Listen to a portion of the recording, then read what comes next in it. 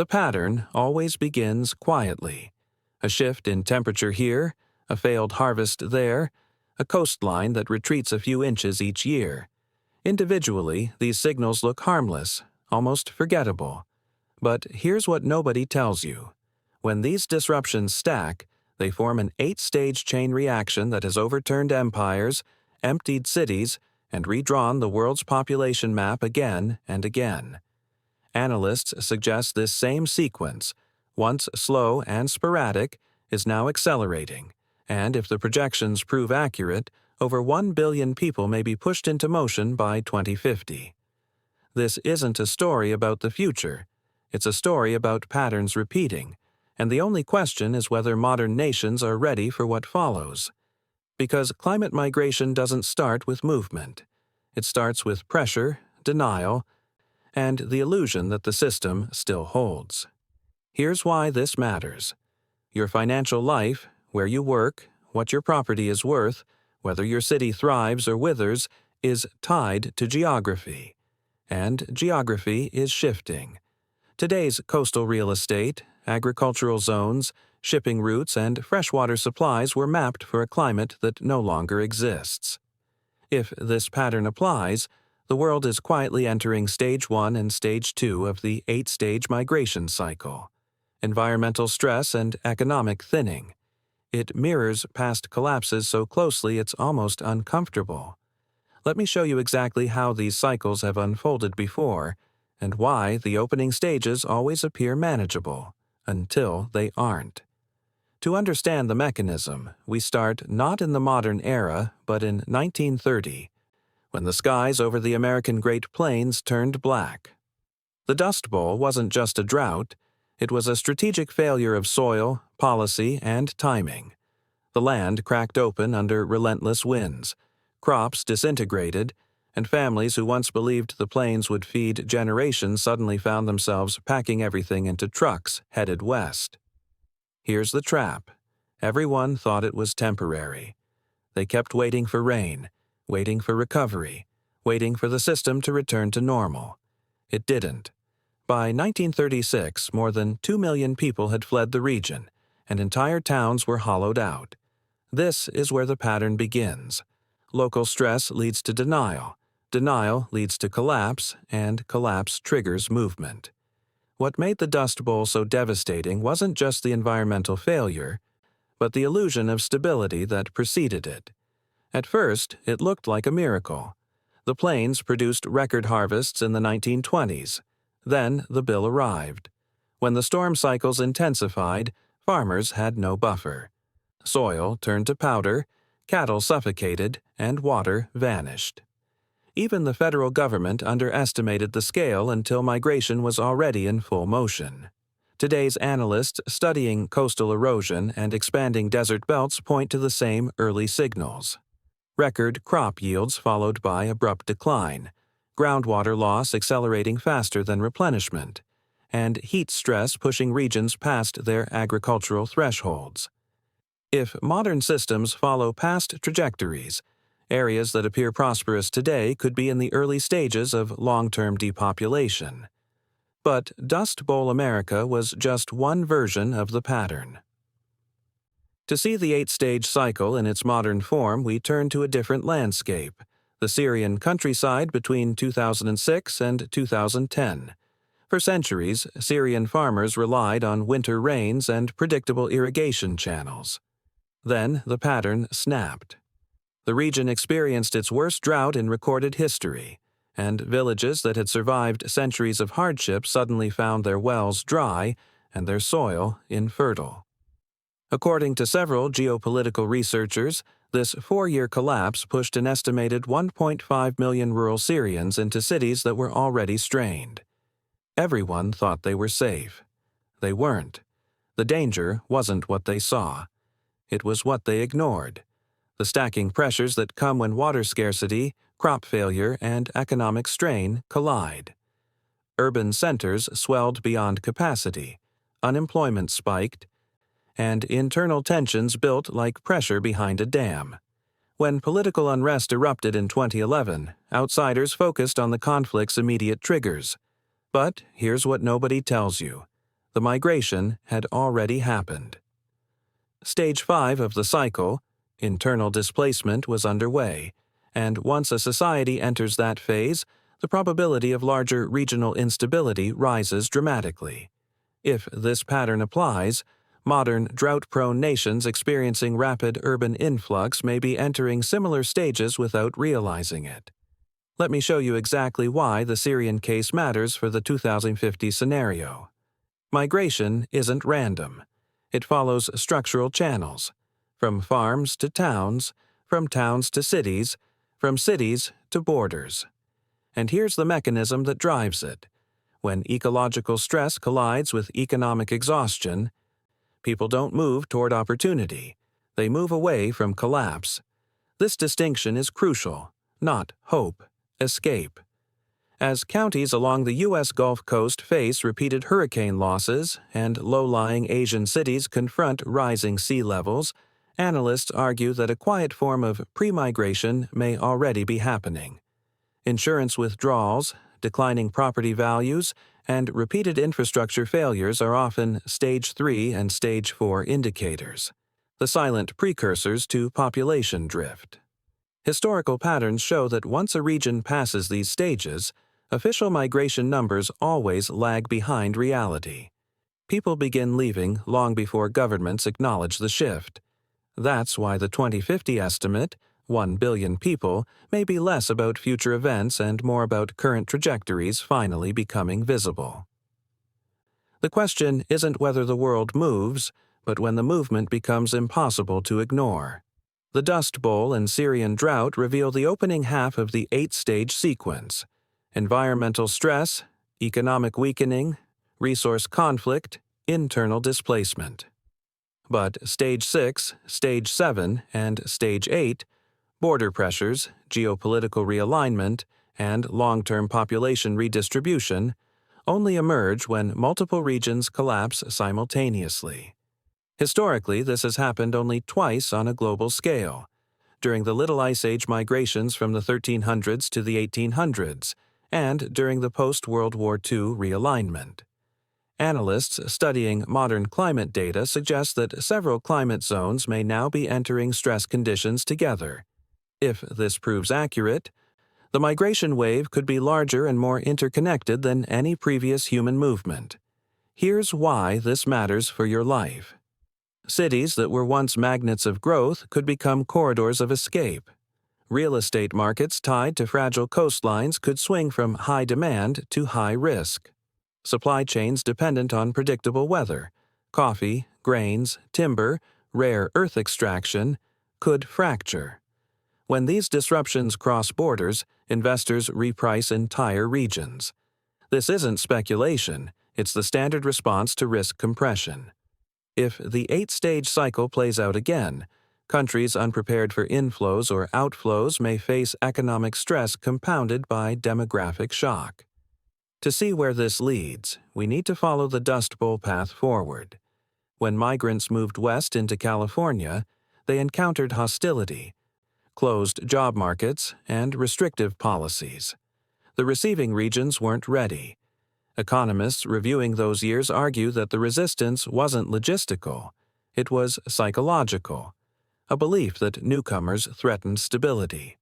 The same patterns appear today in regions experiencing early climate displacement influxes: southeastern Turkey, northern Kenya, southern Bangladesh, and parts of southern Europe.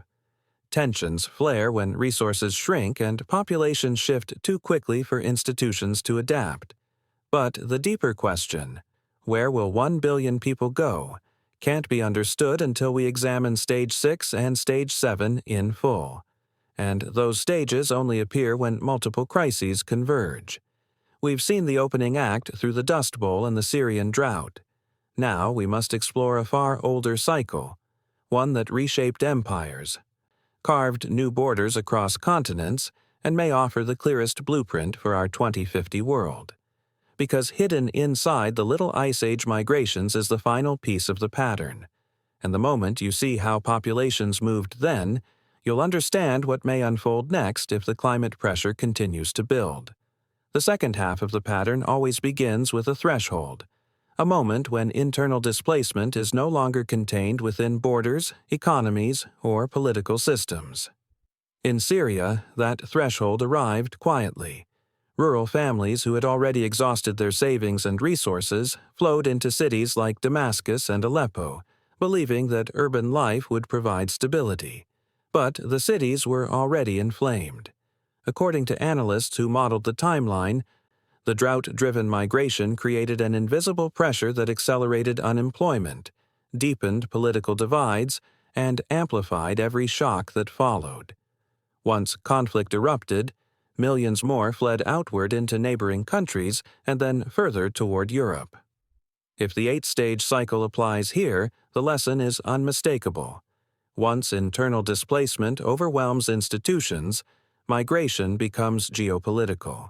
But the Syrian example alone doesn't reveal the full scope of what may come by 2050. For that, we must widen the lens. The pattern intensifies when climate stress emerges across multiple regions simultaneously, and few periods demonstrate this better than the Little Ice Age, a centuries-long cooling period beginning around the 1300s. The temperature drop was small on paper, often less than a degree Celsius. But here's what nobody tells you. Civilization is calibrated to stability, not extremes. That slight cooling disrupted crop yields from China to Europe, redirected monsoon patterns across India, and shifted rainfall cycles in Africa. The result wasn't one migration wave, but a series of overlapping displacements that reshaped the world. In Northern Europe, harvest failures forced populations southward. In Scandinavia, entire settlements were abandoned as winters lengthened and livestock perished. Let me show you exactly how this connects to the modern era. When environmental stress hits the food supply, societies don't wait for starvation to begin. They relocate early, often in pulses that compound over generations. In China, the Ming Dynasty faced repeated famines that drove internal migration into already overcrowded urban regions. In North Africa and the Sahel, shifting rainfall patterns altered trade routes that had persisted for centuries. The most striking example is Greenland, where Norse colonies vanished entirely by the early 1400s as sea ice expanded and agricultural viability collapsed. Everyone thought they were safe. They weren't. What ties these historical cases together is simple, but powerful. Climate pressure does not create new behaviors. It accelerates existing ones. Here's why this matters. The world today is experiencing disruptions not in isolated pockets but in multiple major population zones simultaneously. Analysts warn that regions across South Asia, the Middle East, Central America, and Sub-Saharan Africa are entering conditions that historically correspond to Stage 3 and Stage 4, economic thinning and resource tension. If this interpretation holds, Stage 6, border pressure, may emerge long before governments are prepared for it. This is where the 8-stage cycle becomes unavoidable. When external migration surges, receiving nations face the same 3 responses observed across history: accommodation, restriction, or redirection. During the Little Ice Age, southern European cities often tried to accommodate migrating rural populations, but their resources were stretched thin. Scandinavian kingdoms restricted outsiders to conserve food supplies, and major trading hubs like Venice attempted redirection, pushing migrants to peripheral regions. The mechanism repeats because the pressures repeat. And here's the trap. The more a region restricts inflow, the more bottlenecks build, and the more destabilizing the eventual break becomes. Now, consider the modern world. If even a fraction of the projected 1 billion people move by 2050, the first border pressures are likely to emerge in corridors already showing stress. Analysts monitoring North Africa to Europe routes, Central American to North America routes, and internal movements within South Asia suggest that these channels are behaving like early-stage pipelines of a much larger system. But unlike the past, today's borders are hardened, surveilled, and politically charged. The pattern that once played out over decades could now compress into years. Let's connect this to the 8-stage structure directly, applying stages 1 through 5 to modern conditions while maintaining the conditional framing required for post-2000 events. If environmental stress continues to intensify, regions experiencing heat waves above human survivability thresholds, parts of the Persian Gulf, South Asia, and the Sahel could move deeper into Stage 1. When agriculture and water supply falter, Stage 2's economic thinning may follow. Falling productivity, declining property values, rising food costs. If governments struggle to respond, Stage 3's tension emerges, conflicts over land, water, and employment. This leads directly into Stage 4 and 5, internal displacement and regional overflows. At first, the shifts look manageable. A village relocates closer to a river. A coastal town quietly loses a few hundred residents each year. A suburb expands to accommodate rural arrivals. But then the numbers accelerate.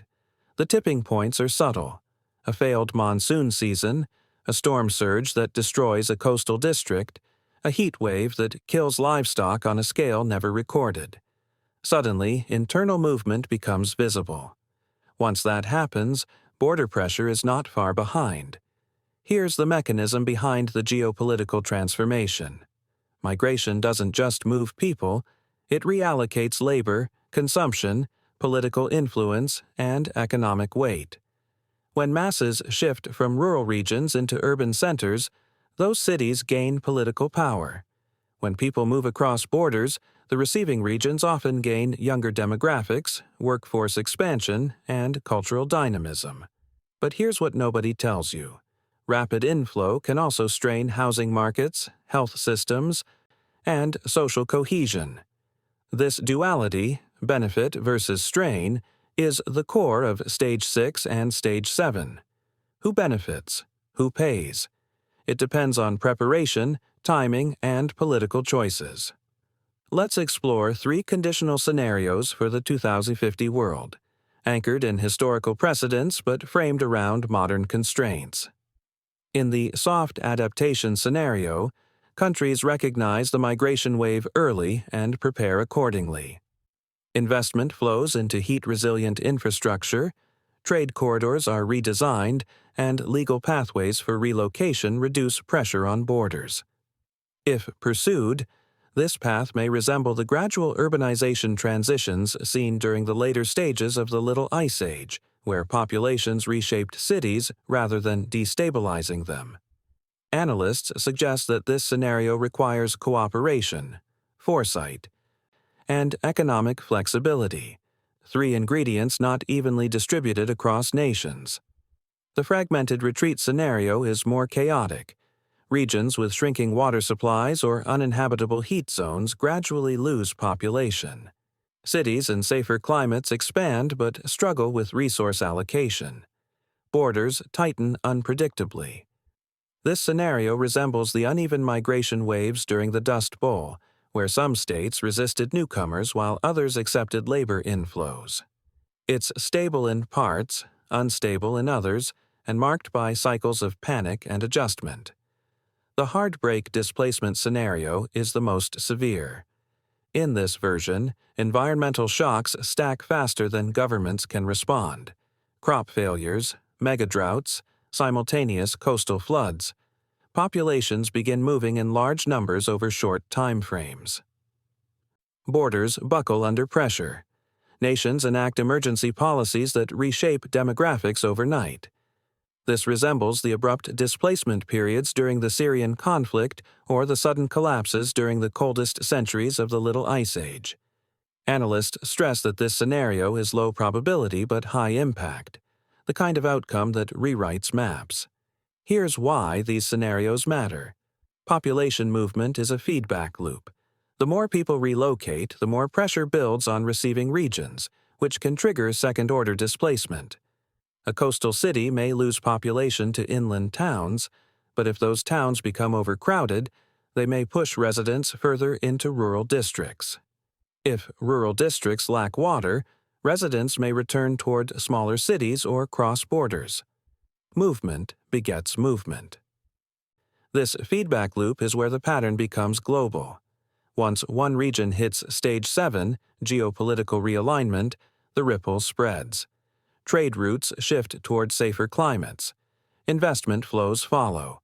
Port cities lose prominence while inland logistics hubs rise. Entire supply chains may reroute away from vulnerable coastlines. And here's what nobody tells you. When supply chains move, so do economic empires. If the world enters these stages, the climate migration wave won't just move people. It will redistribute power. The final stage, stage 8, is where population redistribution stabilizes. New megacities emerge in cooler climates. Old economic hubs shrink or transform. Agricultural belts shift northward and southward. Historians studying past climate-driven transitions note that societies rarely return to their original patterns. They evolve into new forms. If the 8-stage structure holds, the 2050 world could be defined by new demographic centers in regions once considered peripheral. But the unanswered question remains: where will 1 billion people actually go? And the answer, drawn from every migration cycle in the past, is never simple. They will go where stability appears, where water flows, where crops grow, where infrastructure adapts, and where borders remain permeable enough to allow movement. But here's the hidden truth. The destinations will not be chosen by governments alone. They will be chosen by geography. And that brings us to the true cliffhanger, one the modern world has yet to resolve. If the climate continues to shift faster than institutions can adapt, the global map won't just change. It will be rewritten by the oldest force in human history, survival-driven movement. Whether nations resist or embrace that reality may determine not just where people go, but which societies rise and which ones quietly decline.